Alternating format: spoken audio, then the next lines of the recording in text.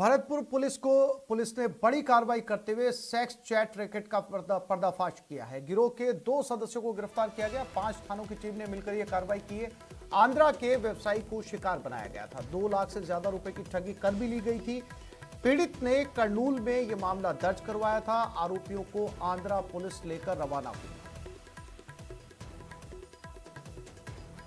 तो भरतपुर पुलिस ने यह बड़ी कार्रवाई की है। दीपक हमारे संवाददाता दीपक पुरी हमारे साथ भरतपुर से जुड़ गए, उनसे बात करते हैं। दीपक, क्या था ये पूरा मामला? देखिए आसिफ, भरतपुर के मेवात क्षेत्र में जो है ऑनलाइन ठगी और सेक्स टॉर्चनर का जो कारोबार है वो लंबे स्तर पर चलता है और जो लोग इस व्यवसाय को करते हैं वो इसको अपना कारोबार मानते हैं। तो ऐसे ही वो भारत में अनेक लोगों को अपने जाल में फंसाते हैं और जाल में फंसा करके फिर उनसे ऑनलाइन ठगी करते हैं। ऐसा ही एक मामला आया है कि कर्नूल थाना क्षेत्र का एक व्यापारी था, उससे इन लोगों ने पहले व्हाट्सएप पर दोस्ती की। दोस्ती के बाद में उन्होंने उनको अपने झांसे में जाल में फंसाया और उसके बाद में नग्न अवस्था में एक महिला का वीडियो दिखा करके और उनको उत्तेजित किया और वो नॉट हो गए। उसके बाद में उनकी जो वीडियो क्लिप थी उन्होंने बना ली और सोशल मीडिया पर वायरल करने की धमकी देकर के नाम पर उन्होंने 2 लाख रुपए से अधिक की उनके ठगी कर ली और फिर भी इन ठगों ने उनका पीछा नहीं छोड़ा। उसके बाद में वो परेशान होकर के उन्होंने कर्नूल थाने में मामला दर्ज कराया था। 15 सितंबर का ये मामला है। उसके बाद कर्नूल थाना पुलिस भी जो अलग अलग प्रकार से एक्सपर्ट की मदद से और जो साइबर टीम है उसकी मदद से आरोपियों तक पहुंची। तो आरोपियों का जो ठिकाना था वो भरतपुर के मेवात क्षेत्र में निकला, जहां वो वहां के एसपी थे। उन्होंने भरतपुर पुलिस से संपर्क साधा और देर रात ये जो टीम है 5 थानों की टीम और उसमें कर्नूल जो थाना अधिकारी है वो भी मौजूद रहे। बहादी स्तर पर जो क्यूआईटी टीम थी वो भी मौजूद रही और कैथवाड़ा थाना क्षेत्र का गांव है माची, वहां पर दबिश देकर के दोनों आरोपियों को गिरफ्तार किया गया है। गिरफ्तार करके दोनों आरोपियों को आंध्र प्रदेश पुलिस के हवाले कर दिया और फिलहाल आंध्र प्रदेश पुलिस जो है दोनों आरोपियों को लेकर के आंध्र प्रदेश के लिए रवाना हो गई है। फिलहाल दोनों आरोपियों से कड़ी पूछताछ की जाएगी।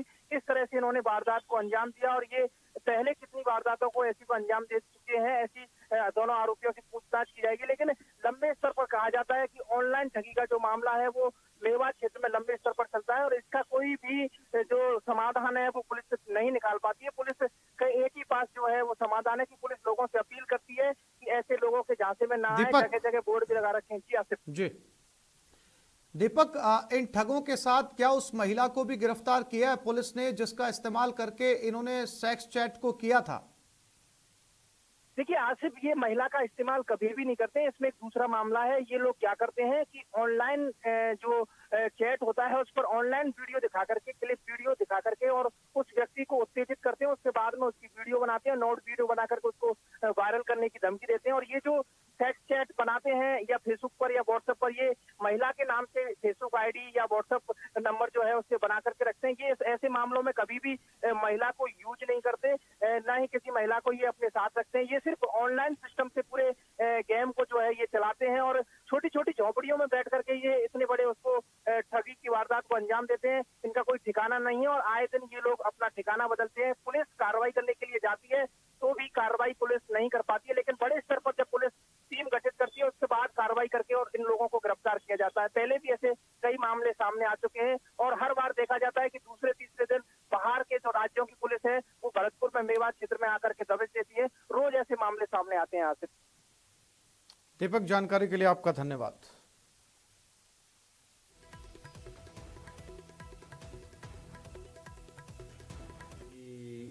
उजागर पहले नहीं हो पाती है तो भरतपुर पुलिस तो ने हमने टीम लगाकर उसको वर्कआउट किया। वर्कआउट कर उनको पहचान की गई। पहचान करने के बाद उस टीम के साथ हमारे कैथवाड़ा टीम और अन्य सर्कल से जाब्ता मंगाकर दबिश दी। दबिश देकर 2 सस्पेक्ट, एक रईस सन ऑफ मोनू 25 साल की उम्र है और एक दूसरा रईस है, वो आंसू का बेटा है, 27 साल की उम्र है। दोनों माची गांव कैथवाड़ा के रहने वाले हैं, जिनको गिरफ्तार किया जाकर संबंधित पुलिस को जो है हैंडओवर किया गया ताकि वो आगे की कार्रवाई कर सकें। बाड़मेर में सामूहिक आत्महत्या के मामले थमने का नाम नहीं ले रहे। ताजा मामला बायतू के रामसरिया गांव का है, जहां एक विवाहिता ने अपने बेटे और बेटी के साथ पानी की टंकी में कूदकर आत्महत्या कर ली। आत्महत्या से 15 मिनट पहले विवाहिता ने अपने पति के मोबाइल पर मैसेज भेजकर जान देने की इरादा जाहिर किया था। इसके बाद विवाहिता ने अपने घर से 1.5 किलोमीटर दूर बने टांके में बेटे और बेटी को फेंककर खुद भी छलांग लगा दी। घटना की जानकारी मिलने पर बैतूल डीएसपी जग्गूराम दलबल के साथ मौके पर पहुंचकर घटना की जानकारी जुटाई। अभी तक आत्महत्या के कारणों का खुलासा नहीं हो पाया। गौरतलब है कि पिछले 2 महीने में सामूहिक आत्महत्याओं की 11 घटनाओं में 33 लोग अपनी जान दे चुके हैं।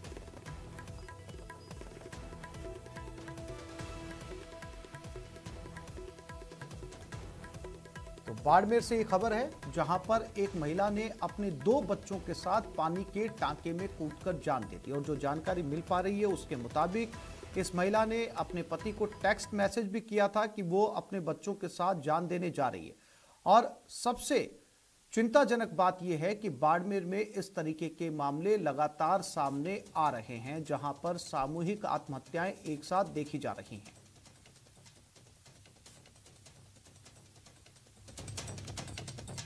बाड़मेर के बैतू की एक घटना है और प्रेमदान देथा हमारे साथ जुड़ गए हैं, उनसे बात करते हैं। प्रेमदान, ये जो आंकड़े हैं ये वाकई चिंताजनक हैं और पिछले 2 महीने में, सिर्फ 2 ही महीने के अंदर 11 ऐसी घटनाएं सामने आ चुकी है जिनमें 33 लोगों ने सामूहिक रूप से अपनी जान दे दी है। प्रेम, बिल्कुल बताना चाहूंगा कि ये बहुत ही दुखदायी घटना है और अपने आप में बाड़मेर जिले के लिए एक कलंक सा साबित हो रहा है कि सामूहिक आत्महत्या है, क्योंकि इसमें जो विवाहिता सुसाइड करती है, अगर पारिवारिक कलह है या और कोई वजह है जिसकी वजह से करती है, तो उसमें सबसे बड़ी दुखद बात यह है कि उसके साथ में वो अपने बच्चों को लेकर सुसाइड करती है। तो ये अपने आप में बहुत ही दुखदायी और बहुत ही शर्मनाक बाड़मेर जिले के लिए है। हालांकि अधिकारी भी इसको लेकर प्रयास कर रहे हैं कि ताकि इस तरीके के कोई भी अगर लोग आते हैं सामने किसी तरीके के ऐसी, तो उनकी सूचना दी जाए, उनकी काउंसलिंग की जाए। लेकिन संभवतः जिला बड़ा है, भौगोलिक दृष्टि से बड़ा है। पहले जो पारिवारिक जीवन जो चलता था वो संयुक्त परिवार था, अब अकेले जो परिवार है वो अकेले रहने लगे। तो ऐसे में कई इश्यू इसके लेके आया जिसके कारण इस तरीके के सुसाइड के केस सामने आ रहे हैं। जी प्रेमदान, जानकारी के लिए आपका धन्यवाद।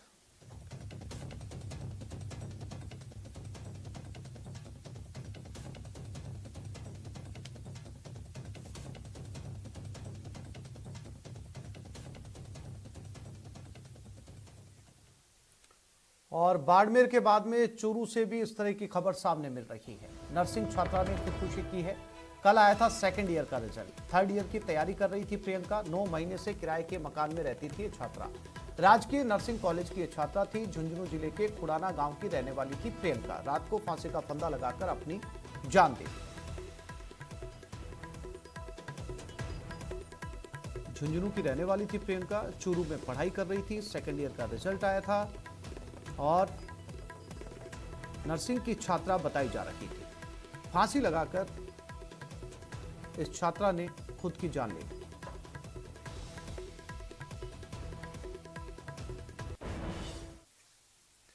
जालोर से जुए के खिलाफ बड़ी कार्रवाई सामने आई है। सांचौर पुलिस और जयपुर सीआईडी सीबी की स्पेशल टीम ने देर रात सांचौर के एक नामी होटल पर रेड कर 42 जुआरियों को गिरफ्तार कर लिया और उनके कब्जे से 30 लाख रुपए की नकदी बरामद की है। कार्रवाई के दौरान 5 आरोपी होटल की छत से कूदकर भागने की कोशिश कर रहे थे, जिसमें 4 आरोपी गंभीर रूप से घायल हो गए। इन्हें इलाज के लिए गुजरात रेफर किया गया और एक का सांचौर में ही इलाज चल रहा है।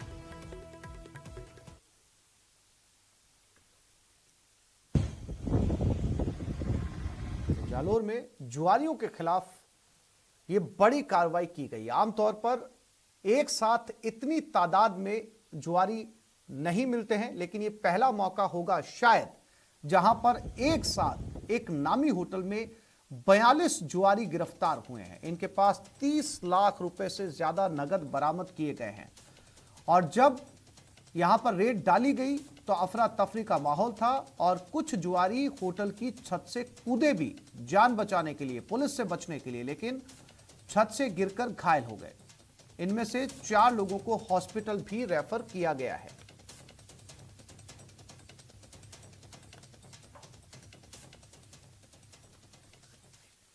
चूरू जिले के राजगढ़ में व्यापार मंडल अध्यक्ष से 1 करोड़ की रंगदारी मांगने के मामले में पुलिस ने 2 हार्डकोर अपराधियों को प्रोडक्शन वारंट पर गिरफ्तार किया। 2020 से जेल में बंद अपराधी दिलीप फोगा और महेंद्र जाट को कड़ी सुरक्षा के बीच अजमेर की हाई सिक्योरिटी जेल से चूरू लाया गया। दोनों बदमाश हत्या के मामले में अजमेर की हाई सिक्योरिटी जेल में बंद थे।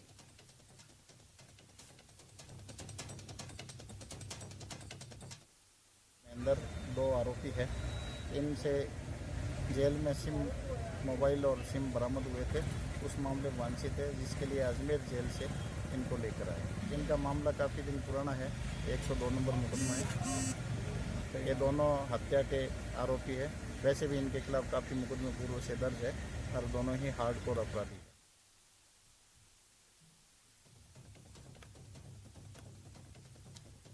तो ये प्रोडक्शन वारंट पर लाए गए हैं। अजमेर जेल से इन्हें चूरू लाया गया है।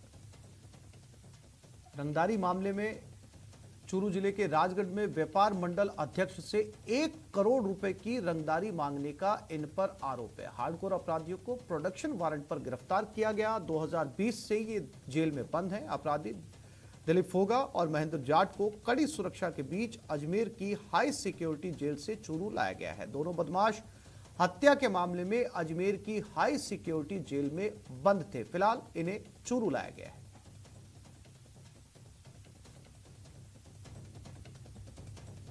और चूरू से मनोज हमारे साथ जुड़ गए, उनके साथ बात करते हैं। मनोज, पेशी हो चुकी है दोनों की?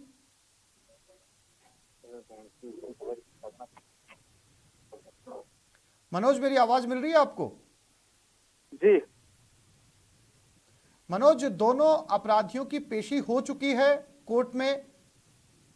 जी बिल्कुल, जो दोनों कुख्यात बदमाश है और हिस्ट्री सीटर हैं, दिलीप फोगा और महेंद्र जाट है, इनको आज अब कोर्ट में पेश किया जा रहा है। वहाँ भी काफी कड़ी सुरक्षा है, उस कड़ी सुरक्षा के बीच के अंदर और पेश किया जा रहा है। और जहाँ तक पुलिस की बात है, पुलिस के द्वारा ये बताया जा रहा है कि इनको रिमांड पे लिया जाएगा ताकि जो जेल के अंदर मोबाइल और सिम मिले थे साल 2020 के अंदर, उसके बारे में और पूछताछ की जा सके। क्योंकि जैसा कि ये सामने आया है कि जेल में रहकर और कई जो गैंग है उनके द्वारा और अपनी गैंग को है जेल में बंद होके भी और चलाया जा रहा है।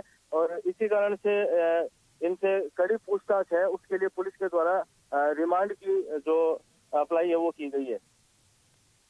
मनोज, जानकारी के लिए आपका धन्यवाद।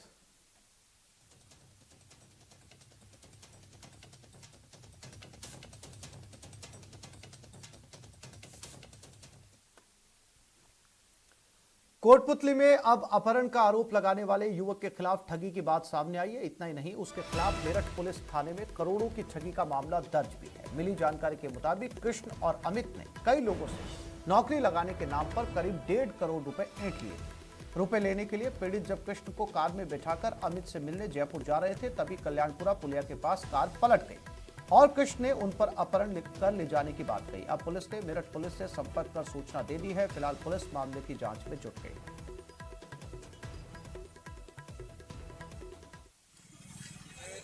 3.5 करोड़ रुपया बच्चों के नाम पर ठगी करी। अब हम इसको ऐसा 3 दिन पहले पकड़ा, मारा, अपना पीटना कुछ नहीं। इससे इसका गुरु का पता पूछ रहे तो इसने बताया जयपुर है, तो जयपुर जा रहे हैं। जयपुर में इसने बीच में बैठाया और ना हमने इसका हाथ बांधे ना कुछ करा, तो एकदम ये स्टीयरिंग पे लटक गया, जिसके कारण हमारी गाड़ी है जहां पर जिसने अपहरण का आरोप लगाया था। और हीरालाल सैनी कोटपुतली से हमारे साथ जुड़ गए। हीरालाल, इस पूरे मामले को लेकर अब तक क्या अपडेट सामने आई है?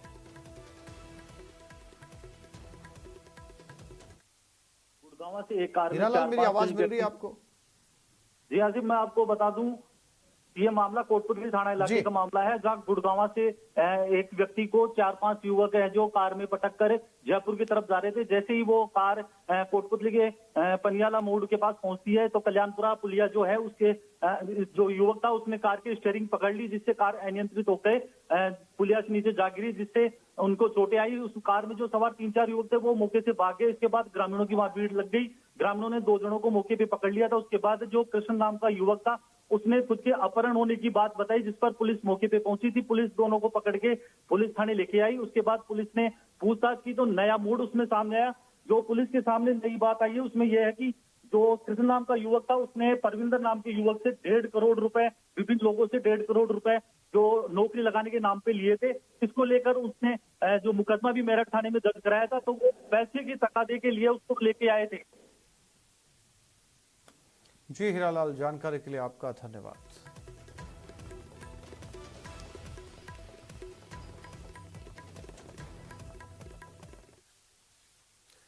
राजसमंद जिले के नाथद्वारा में बैंक ऑफ बड़ौदा में एक शिक्षिका से पैसे गिनने में मदद करने के बहाने एक शातिर ठग ने 17,000 रुपए उड़ा लिए।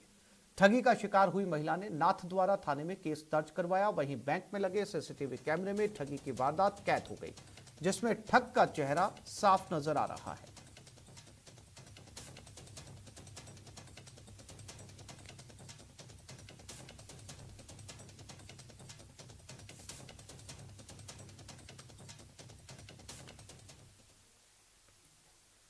श्रीगंगानगर के घड़साना में किसानों का आंदोलन जारी है। शनिवार सुबह से ही एसडीएम ऑफिस के बाहर किसान डेरा जमाए बैठे हैं। रात को भी सैकड़ों किसानों ने एसडीएम ऑफिस के बाहर ही चारपाई लगाकर गुजारी। किसानों का कहना है कि जब तक उनकी मांग के अनुरूप 4 में से 2 समूह में सिंचाई पानी किसानों को नहीं मिल जाता, तब तक उपखंड दफ्तर का घेराव जारी रहेगा। इस दौरान पूरी रात घड़साना उपखंड दफ्तर में कर्मचारी और पुलिस अधिकारी बंद रहे। हालांकि राज्य सरकार ने किसान संगठन के नेताओं को वार्ता के लिए जयपुर बुलाया है, लेकिन उन्होंने जयपुर जाकर बात करने से इनकार कर दिया। एसडीएम कार्यालय के आगे आज हजारों की तादाद में किसान बैठा हुआ है। पूरी रात से सारा किसान बैठा हुआ है। प्रशासन पूरी तरह अंदर बंधक है और हमारी सरकार से मांग है कि सरकार टकराने की बजाय किसान की समस्या का समाधान करने का प्रयास करे। डैम के अंदर पर्याप्त पानी है।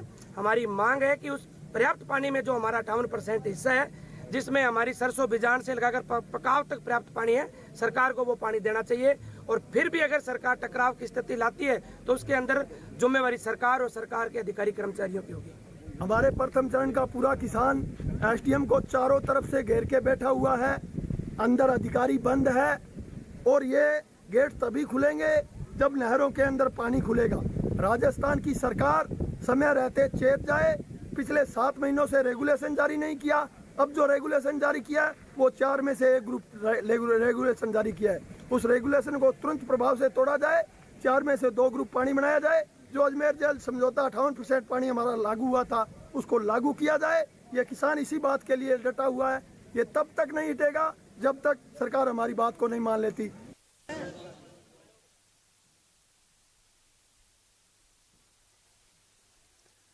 तो अभी भी एसडीएम दफ्तर के बाहर तमाम किसान पड़ाव डाले हुए हैं। रात को भी इन्होंने यहीं पर खाना खाया, यहीं पर रात गुजारी और अब भी यहां पर डटे हुए। इनकी मांग है कि इन्हें सिंचाई लायक पानी दिया जाए। हालांकि इस धरने की सूचना जयपुर भी पहुंच चुकी है। जयपुर इन्हें वार्ता के लिए बुलाया गया था, लेकिन इन्होंने जयपुर जाने से इनकार कर दिया। इनका कहना है कि इन्हें वार्ता नहीं करनी, इन्हें सिर्फ अपने हिस्से का पानी चाहिए। अशोक शर्मा हमारे साथ जुड़ गए।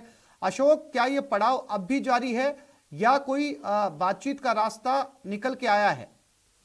देखिए आसिफ जी, किसान अभी भी घड़साना एसडीएम कार्यालय के बाहर घेराव डाले हुए बैठे हैं। किसान संगठनों का स्पष्ट रूप से कहना है कि जब तक उनकी मांगों पर आश्वासन नहीं मिल जाता, तब तक किसान इस एसडीएम कार्यालय के बाहर से नहीं उठेंगे। अभी कुछ देर पहले की हमने तस्वीरें श्री गंगानगर के दर्शकों को दिखाई कि किसान किस तरह से एसडीएम कार्यालय के बाहर तैनात हैं और उनका लंगर वगैरह भी अब एसडीएम कार्यालय के बाहर ही ले रहे हैं। वो पूरी रात उन्होंने वहां गुजारी। हालांकि अब चूंकि अभी दोपहर 3 बजे मुख्यमंत्री अशोक गहलोत ने प्रभारी मंत्री बीडी कल्ला सहित सहकारिता मंत्री उदयलाल आंजना के साथ में किसानों को चर्चा के लिए सीएमआर बुलाया है, लेकिन किसानों ने अब इस राज्य सरकार के बुलावे को नकार दिया है। किसानों का कहना है कि जब तक राज्य सरकार घड़साना में आकर बात नहीं करेगी, तब तक वो इस बात में शामिल नहीं होंगे। इसके अलावा हालांकि कुछ बीजेपी विधायकों को भी राज्य सरकार के द्वारा वार्ता के लिए बुलाया गया है, लेकिन अभी स्पष्ट तौर पर जानकारी नहीं मिल पा रही है कि श्री गंगानगर और हनुमानगढ़ जिले के कौन कौन से बीजेपी विधायक इस वार्ता में शामिल होंगे या नहीं होंगे।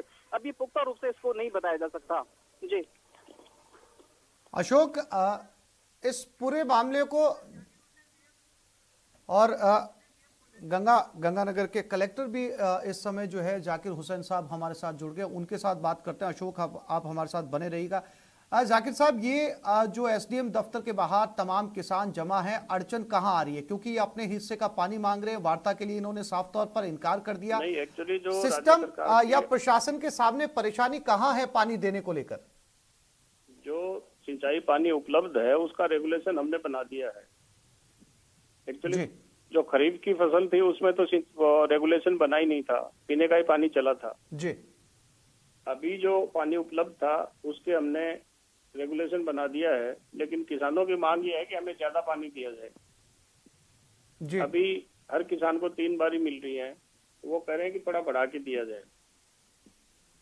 तो इनकी जो मांग है वो हमने राज्य सरकार के स्तर पे पहुंचा दी है, और आज 3 बजे वहाँ पे मीटिंग भी है। हमारे प्रभारी मंत्री हैं डॉक्टर बीडी कल्ला जी, उनकी अध्यक्षता में। जी जाकिर साहब, कोई रास्ता निकल कर आएगा क्योंकि जो लोग हैं, ये लोग तो किसान काफी तादाद में यहाँ पर जमा है। बैठ के वार्ता करेंगे गड़साना के अंदर, और इनका जो जाकिर साहब, आप कोई रास्ता निकालने की कोशिश कर रहे हैं? नहीं, राज्य सरकार के स्तर पे हमने सारी वस्तु स्थिति प्रस्तुत कर दी है, और सिंचाई विभाग भी इसमें देख रहा है। सिंचाई विभाग को रेगुलेशन जारी करना है, तो पानी की जो उपलब्धता होगी उसी के अनुसार जो भी रास्ता निकलेगा जी, तो उसका इंतजार है। जी जो जी। किसान जाकिर साहब, बहुत शुक्रिया हमारे साथ पे बैठे हैं। जी जी। जाकिर हुसैन साहब, डीएम श्री गंगानगर, और इनका ये कहना है कि रेगुलेशन के जरिए किसानों को पानी दिया जा रहा है, लेकिन किसानों की मांग है कि उन्हें पानी ज्यादा चाहिए। कलेक्टर साहब ने यह भी कहा कि इनकी मांग को राज्य सरकार तक पहुंचा दिया गया है। यहाँ के प्रभारी मंत्री बीडी कल्ला इसकी चर्चा सीएम से कर चुके हैं। अब वार्ता का नतीजा क्या कुछ निकलकर सामने आता है, इस पर सबकी नजरें फिलहाल बनी हुई है। अशोक शर्मा हमारे साथ लगातार बने हुए। अशोक, जिला कलेक्टर का कहना है कि पानी इन्हें दिया जा रहा है, और जो रूल्स एंड रेगुलेशंस बने हुए हैं उसी के तहत पानी दिया जा रहा है। साथ ही उन्होंने ये भी कहा कि जितना पानी होगा उतना ही दिया जा सकता है, उससे ज्यादा पानी कहां से दिया जाए। तो फिर अड़चन कहां आ रही है? क्या जो पानी दिया जा रहा है अशोक, वो पर्याप्त नहीं है? देखिए, इसमें अड़चन सबसे बड़ा विषय ये आ रहा है आसिफ जी की जो पानी की अवेलेबिलिटी है पौंग डैम में या बकड़ा सागर बांध में, वो पानी की अवेलेबिलिटी इस बार स्टॉक जो है वो काफी कम है, और इस वजह से जो शेयर बन रहा है उसके मुताबिक ही किसानों को पानी दिया जा सकता है। लेकिन किसानों की मांग है कि उन्हें 4 में से 2 समूह का पानी दिया जाए, ताकि जो रबी की फसल की बुवाई है, बुवाई के साथ साथ जो पकाई का समय है उसे उस दौरान भी पर्याप्त मात्रा में पानी मिल सके। लेकिन आईजीएनपी प्रबंधन के साथ साथ स्थानीय जिला प्रशासन के अधिकारी लगातार किसानों से समझाइश करने में और वार्ता करने में जुटे हुए हैं कि पानी की अवेलेबिलिटी और स्टॉक के आधार पर केवल इतना पानी ही देना प्रशासन के हाथ में है। क्योंकि प्रशासन लगातार समझाइश कर चुका है, और राज्य सरकार के पास जो किसानों की संगठनों की जो मांग है वो पहुंचाई भी जा चुकी है। अब ये पूरा का पूरा जो गेम है अब राज्य सरकार के पाले में। आज मुख्यमंत्री खुद प्रभारी मंत्री बीडी कल्ला और सहकारिता मंत्री उदयलाल आंजना के साथ साथ मुख्य सचिव के साथ चर्चा करेंगे, और इंदिरा गांधी नहर परियोजना में जो पानी की अवेलेबिलिटी है, किसानों को कितना पानी दिया जा सकता है, उस बारे में विचार विमर्श किया जाएगा। हो सकता है राज्य सरकार के स्तर पर किसानों की मांगों को मान लिया जाए और ये आंदोलन शांतिपूर्ण तरीके से खत्म हो जाए। लेकिन फिलहाल किसान संगठनों की पूरी तरह से मांग है कि जब तक उन्हें उनके हक का 4 में से 2 समूह में पानी नहीं मिल जाता, तब तक वो एसडीएम कार्यालय का घेराव नहीं छोड़ेंगे। और यदि कोई लॉ एंड ऑर्डर की सिचुएशन बिगड़ती है तो निश्चित तौर पर किसान संगठनों के नेताओं का कहना है कि ये राज्य सरकार की ही जिम्मेदारी होगी यदि किसी तरह का लॉ एंड ऑर्डर डिस्टर्ब होता है श्री गंगानगर के गड़साना में। जी अशोक, जानकारी के लिए आपका धन्यवाद।